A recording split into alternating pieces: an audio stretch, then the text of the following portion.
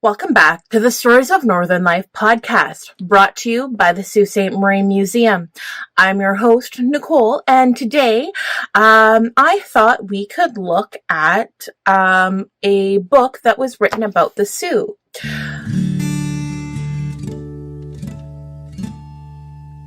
So today we are going to be looking at Sault Ste. Marie, City by the Rapids. So this is an illustrated history by Francis M. Heath. So not sure if any of you have ever seen or had a chance to read this book before, but you should be able to find it at the public library.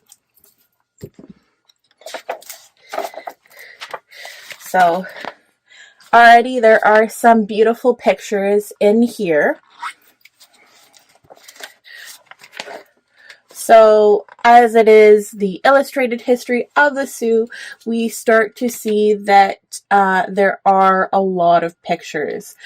So here it says, during winter months, the Great Lakes are transformed into magnificent icescapes. And so this is a photo by Colin Shaw, courtesy of Westphal Inc. And then so here we have our foreword, our introduction, and then another beautiful picture. This says it's the scenic St. Joseph Island National Park. Is located 20 miles east of Sault Ste. Marie along Highway 17.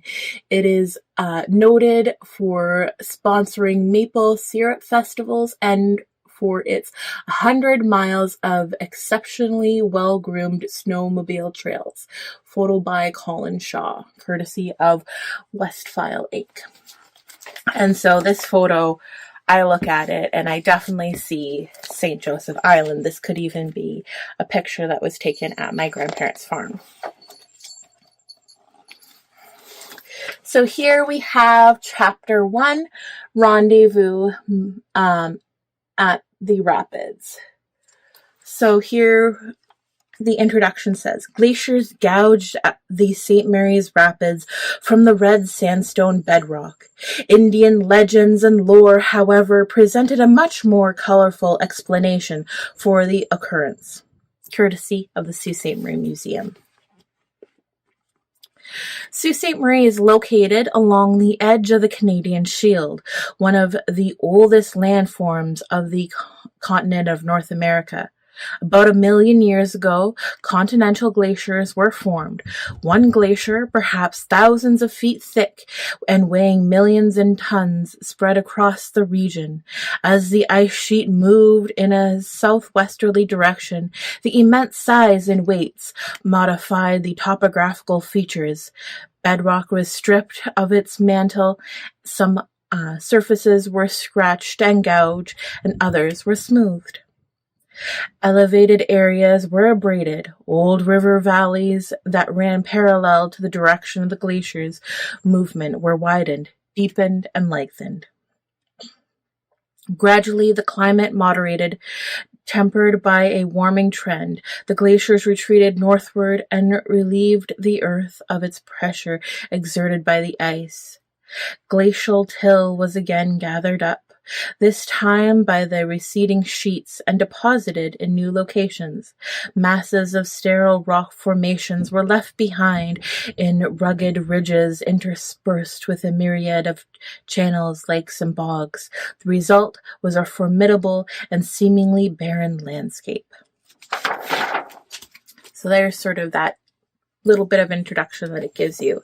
And then here we start to see a lot of the early pictures of Sault Ste. Marie. So here at the top it says the encampment of Colonel Wolseley when the Chicora was refused permission to pass through the American lock system. It is depicted in the watercolor painting by William Armstrong in 1901, courtesy of the Sault Ste. Marie Armstrong Collection. And so here, right at the below right, it says this is William Armstrong painted this Portage Road which was used by travelers before the construction of the Bateau Lock by the Northwest Company in 1796, courtesy of the Sault Ste. Marie Armstrong Collection. Then finally on this page, right here in the bottom corner, we have the first Anglican church in Sault Ste. Marie was established in 1832. St. Luke's Church, depicted in this 1945 painting, was built in 1870, courtesy of the Anglican Diocese of Algoma. Then over here on the next page, we have the top one right here. And this says, William Armstrong painted this Indian or indigenous hut in the style of Paul Kane, an artist known for his interpretations of early indigenous life in Canada and the United States, courtesy of the City of Sault Ste. Marie Armstrong Collection. Then finally, the below picture right here. It says the home of Charles Oakes Ermitier was constructed along the banks of the St. Mary's River and illustrated here by William Armstrong.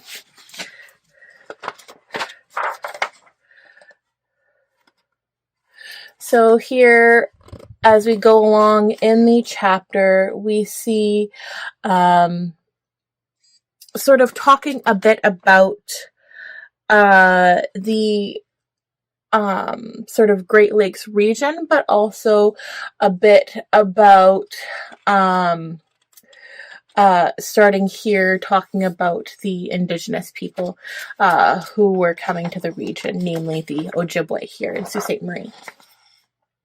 And so here we can see some pictures that we have. So this says the home of the Chippewa Indians were made of birch bark and saplings and were often constructed by the women and children of the tribe. The wigwam pictured here was large enough to house more than 6 families members and was at least particularly portable. So there you can see. This is from the State Historical Society of Wisconsin.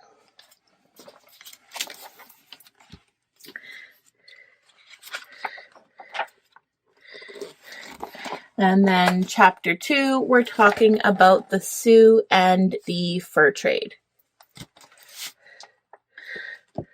So here we have the missionary, an engraving copied from a painting by Frederick Remington, was a memorial to the many French missionaries who sought to bring Christianity to North America, to the North American Indians or indigenous peoples. Life in the New World was difficult for missionaries who were often scorned by natives for denouncing tribal traditions. So here you can see some of the language is a bit different because it does come from the United States. So here you can see it talks about some of the well-known sort of explorers. So we have Samuel de Champlain starts talking about Etienne Brulé, and then it's talking about the a few of the other French explorers who are coming through, and then we're talking about the Jesuits who are finally coming in here. And so here, talking about more Jesuit relations.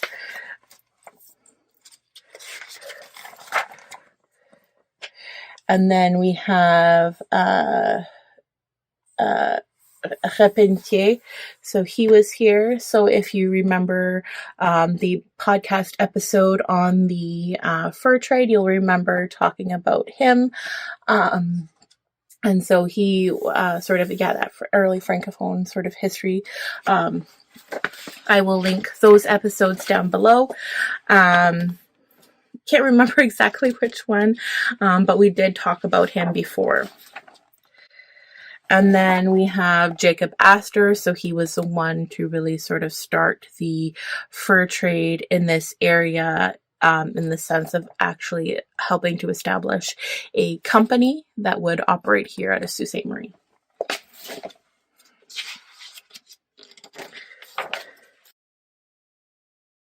Be the Northwest Fur Trading Company, and here is their post. So you might remember that they first had the fur trading post on the south side that operated out of the old fort that Rapentier built, but this is the one that they built on the Canadian side. So the typical building you can see here, this one would have been built after the War of 1812. We don't have any sort of pictures of what it looked like before, but we can tell that it was after because you can see here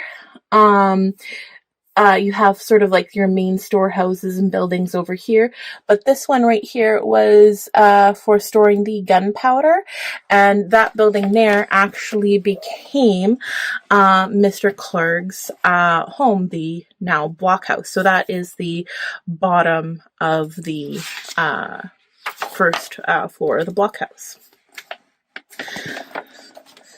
And so here we have On the Brink of Settlement, Chapter 3. So this one here is also of the fur trading post, and it says here, the old Hudson's Bay post was transformed into a boarding house during the construction of the canal, courtesy of the Sault Ste. Marie Museum.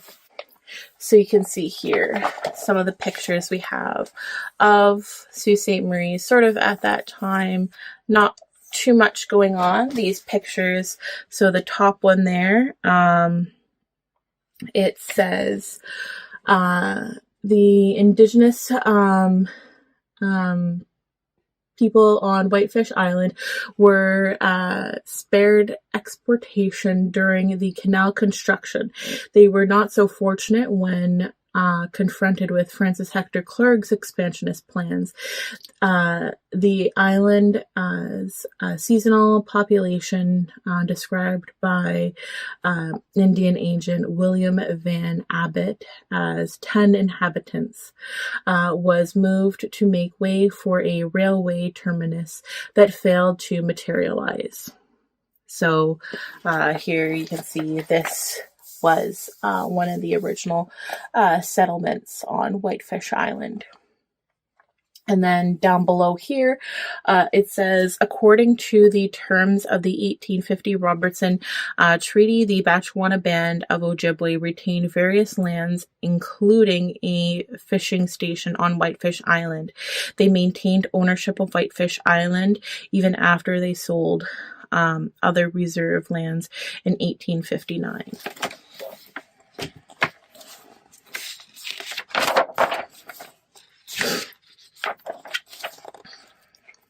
And then here you can see that we're starting to look at Colonel John Prince. So this is around 1860 when we finally got our first judge. And then over here, this bottom picture, it says, by the late 1880s, the entire shoreline from Blind River to Sault Ste. Marie had been attacked by lumbering interests from the United States and portions of the province of Ontario. Of the 221 million feet of lumber supplied by the entire Georgian Bay area, the North Shore alone contributed 82 million feet.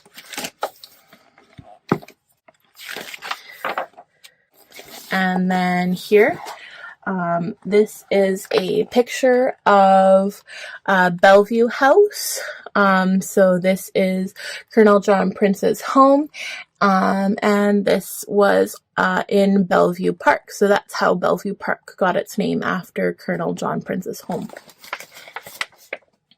And so this said, Judge John Prince completed work on his home, Bellevue, in 1861. Prince was deservedly proud of his house and its location, courtesy of the Sault Ste. Marie Museum. And then here, Another interesting picture we have is this is of our first official courthouse. So the first courthouse was actually set up in the old stone house, and that was only temporary until they could build this new building. And so this building was completed in 1868, and it remained until 1921 when they built the new courthouse, or the current courthouse that we have, on the same grounds but just behind. So that front lawn of the courthouse, that actually held the original courthouse, so they just built the new one in behind that.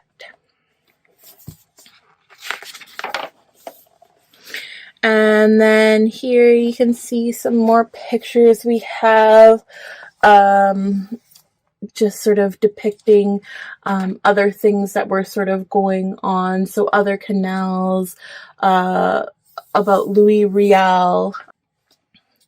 So here you can see more with them building the canal, more pictures of the construction.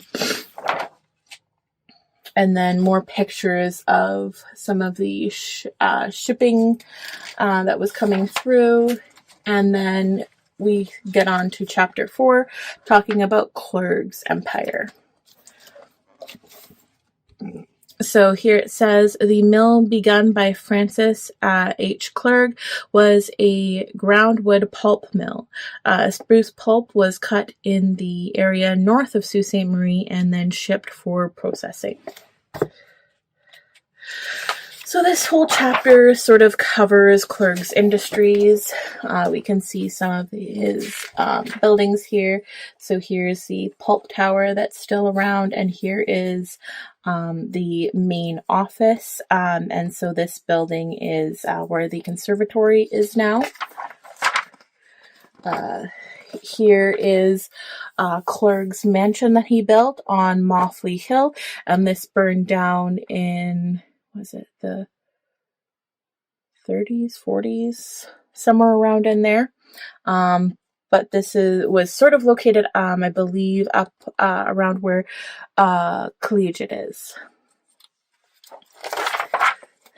And then so more mill pictures, some of his mines. So this is the Mishipcotton iron ore mine. And then so more of his industries and his railways.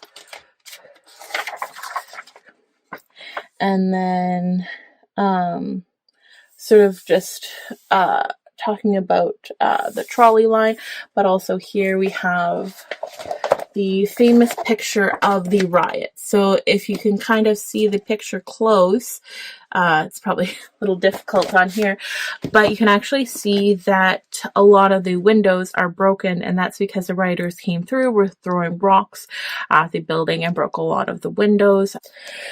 So here we have a famous picture of Clergue. And then, so this one is actually interesting. This is when the canal, the gates broke. And so there was a big, huge damage in 1909, June 1909. And it says, on June 9th, 1909, the steamer Perry G. Walker rammed the lower gates while two other ships were preparing to lock down. The force of the release water pushed all three vessels into the shipping channel. And it's not exactly clear what happened, but there are sort of local rumors that the captain of the Perry G. Walker, he was inebriated, and that's why he rammed into the other two boats. So we're not sure if that is the true story.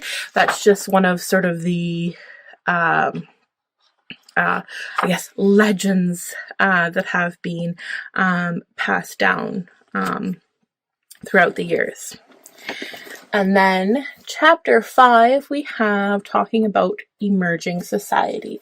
So here we have this picture. It says, at the turn of the century, a tour of the Great Lakes aboard a steamer was the ultimate summer vacation. The ships would frequently tie up at the government dock, permitting passengers to disembark and spend time in Sault Ste. Marie. Those who were planning to stay in the Sault would be transported to the hotel of their choice by the waiting station wagon. And so here you can see pictures just of our emerging sort of society, as they say. So some of the ferries, when the bridge was built in 1963. Here you can see this is the Plummer Hospital. So this wing here is what has been converted now into the condos. So this is A wing, and it was built in 1929, and so this is sort of the only like sort of original part of the hospital that remains. And then here you can see this is, it says in 1904, the volunteer fire department proudly displayed its wagon and team beside the Dominion building at the corner of Queen Anne East. So the Dominion building being the Sault Ste. Marie Museum. So that's our building right in behind there. Here you can see talking about William H. Hearst, Sidney Penhorwood. Here, yeah, Hearst again. Here we have the Ministry of Natural Resources. Oh, and so this Ministry of Natural Resources building is, I believe now where, because this is the former Department of Lands and Forests.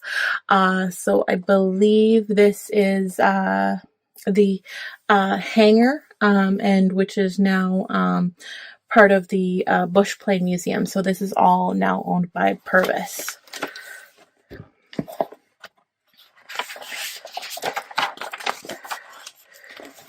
And so here's some more soldiers. Here we can see a picture of the corner of Queen and East for the Sault Ste. Marie Museum.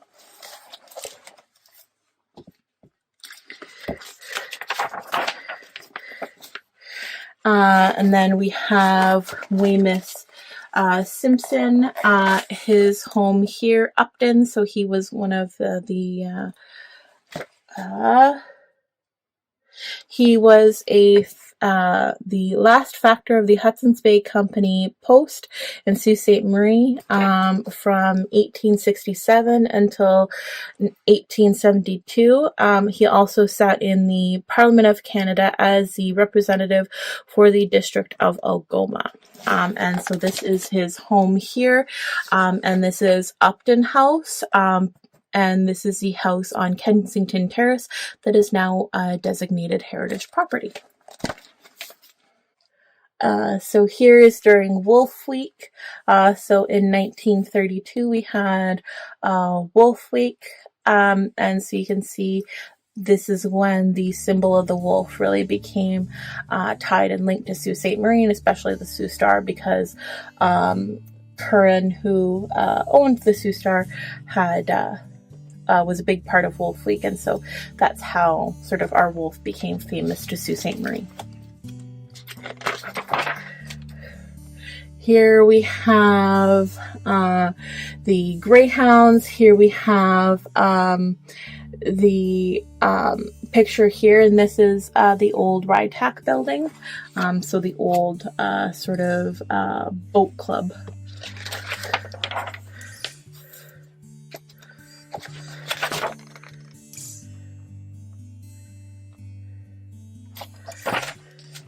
And so more just pictures of Sault Ste. Marie. There was some royal visits, some parades, other things like that. And so here we have the Bon Sioux. And then here we're getting into Sault Ste. Marie today in Chapter 6. And this says, the first annual Lochfest celebrations were held in 1884 to commemorate Ontario's bicentennial. The tugboat races held on the historic St. Mary's River are an important component of the festivities. So that's sort of just halfway through the book. So I hope you have enjoyed that. Maybe hope you check out this book.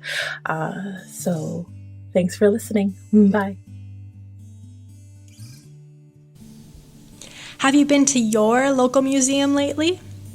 Visit us at the Sault Ste. Marie Museum, located in downtown Sault Ste. Marie, the one with the big clock tower on the top. Our hours of operation are 10 a.m. to 4 p.m. Tuesday to Saturday. We have 3 floors of exhibits that we constantly work on updating. The whole family is welcome, as we have activity sheets and scavenger hunts with prizes for every kiddo, a discovery gallery full of hands-on learning, and more interactive elements scattered throughout the museum. And don't forget to come say hi and let us know you're a listener of the podcast.